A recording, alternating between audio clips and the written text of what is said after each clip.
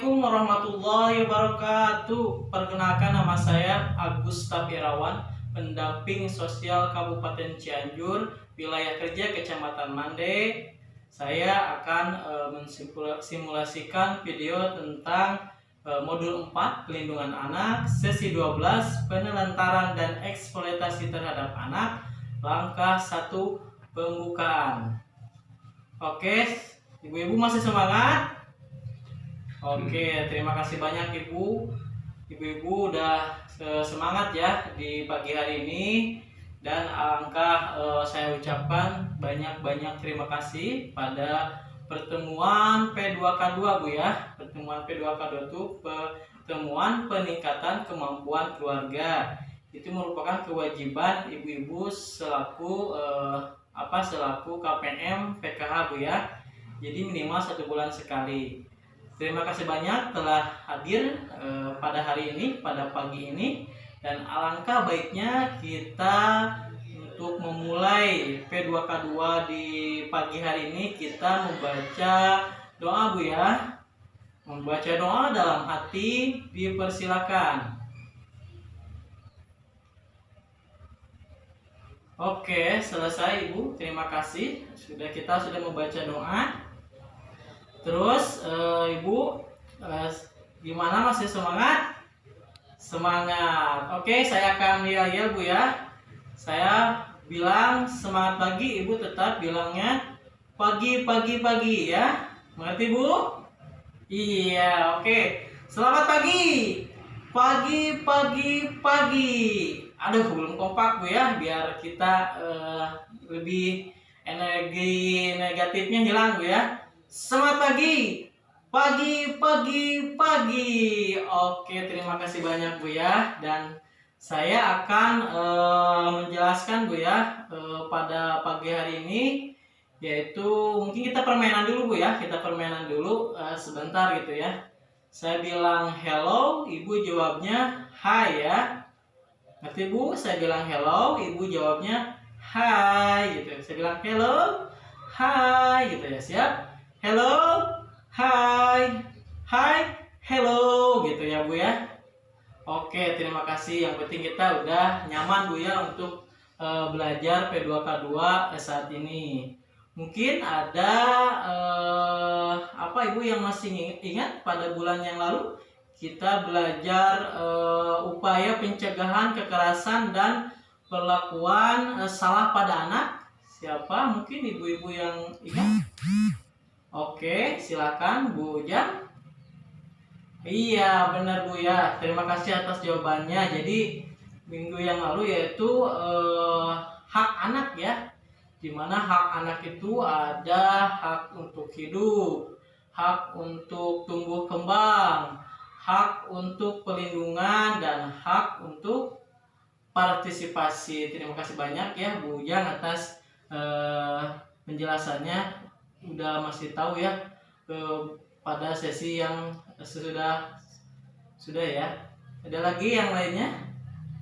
Oh, silakan Bu Dedi ya.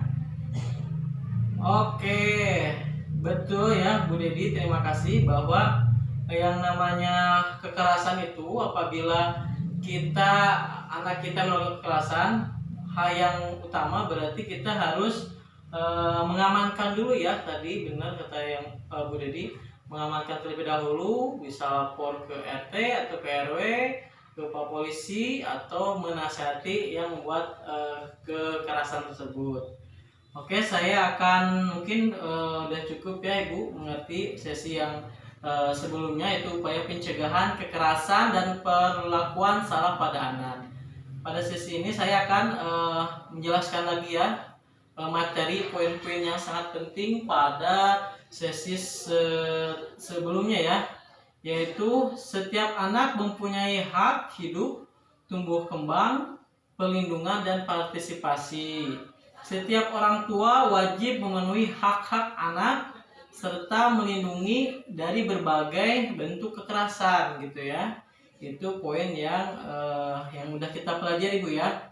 Kekerasan terhadap anak adalah semua bentuk kekerasan yang dilakukan oleh mereka yang seharusnya bertanggung jawab atas anak tersebut atau mereka yang memiliki kuasa atas anak tersebut yang seharusnya dapat dipercaya, misalnya orang tua, keluarga dekat, guru atau pendamping.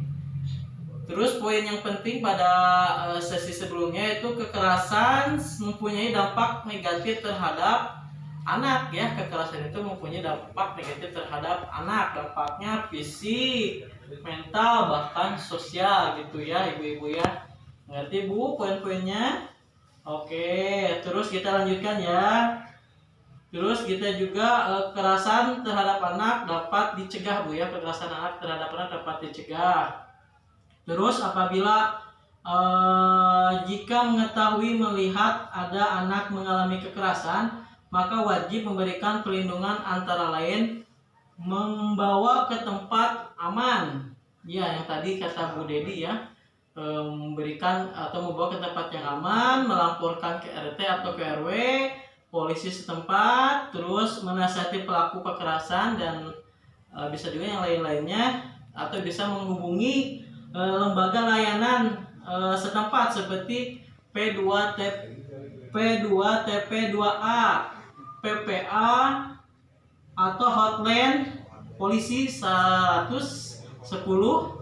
atau KPAI, atau juga pengaduan KPPA dan PA Bu ya. Mengerti Bu?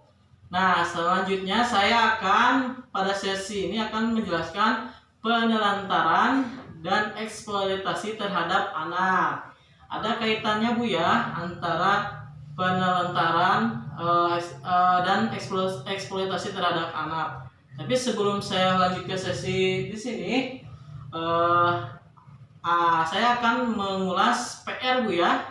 PR pada bulan yang lalu, yaitu tugas pengajian rumah ya, yang nomor 1, diskusikan bersama keluarga contoh-contoh hak-hak anak dalam keluarga sesuai kolom yang ada pada halaman.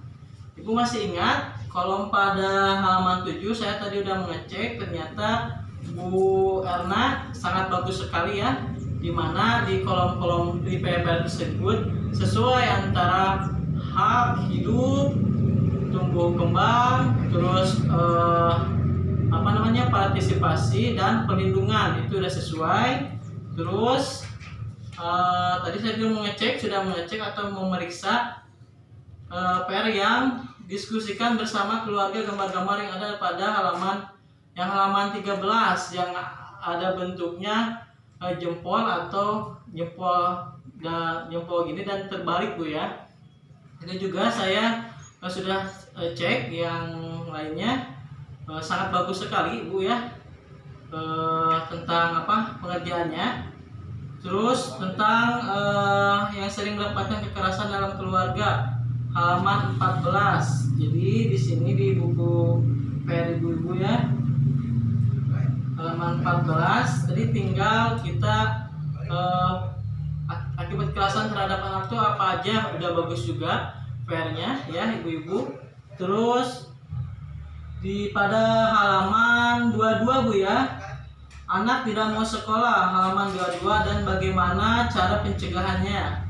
Di sini Ibu tadi saya udah ngecek juga di halaman 22, cerita anak tidak mau sekolah udah Ibu ceritakan dengan baik ya. Terus di halaman 27 Ibu sudah menceritakan kepada anaknya atau kepada keluarganya. Saya tadi udah nanya juga kepada Ibu Dede bahwa sudah menceritakan, dan pada PR kisah si Aska dan kisah si Geni sama juga udah diceritakan kepada anaknya dan keluarganya. Sudah cukup bagus juga untuk PR-nya ya. Terus kita tingkatkan ibu-ibu ya dalam belajar. Terus selanjutnya di sini kaitannya ya antara sesi yang sudah kita pelajari, upaya pencegahan kekerasan dan perlakuan salah pada anak, dengan sesi ini ya, pencegahan atau penelantaran dan eksploitasi terhadap anak gitu ya, ada kaitannya. Kenapa ada kaitannya? Misalnya di dalam sesi yang sebelumnya, hak anak adalah hak tumbuh, hak tumbuh gitu ya. Hak tumbuh ya contohnya hak untuk hidup gitu kan. Jangan sampai nanti di dalam sesi ini nanti saya akan menjelaskan hak tumbuh, berarti jangan sampai hak tumbuh atau hak hidup anak itu kita ditelantarkan dan apalagi dieksploitasi atau dimanfaatkan oleh orang tua untuk kepentingan ekonomi atau sosial gitu ya.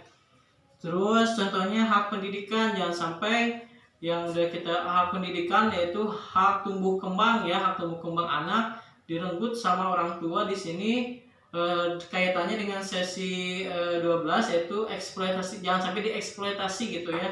Yang seharusnya anak itu bersekolah, jangan sampai anak itu tidak bersekolah gitu ya, direnggut dieksploitasi anak tersebut. Terus jangan sampai melakukan kekerasan.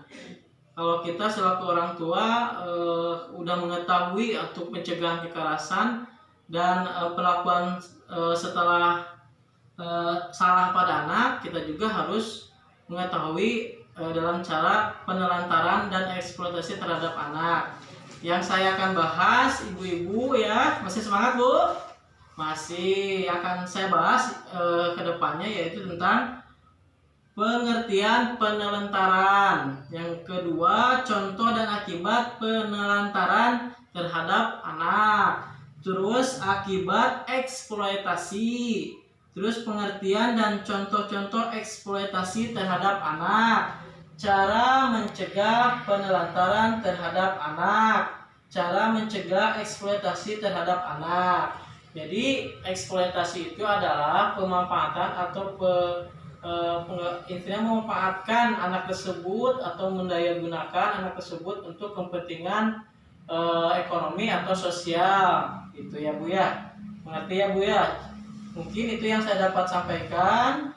Mohon maaf apabila ada kata-kata atau kesalahan. Assalamualaikum warahmatullahi wabarakatuh. Terima kasih.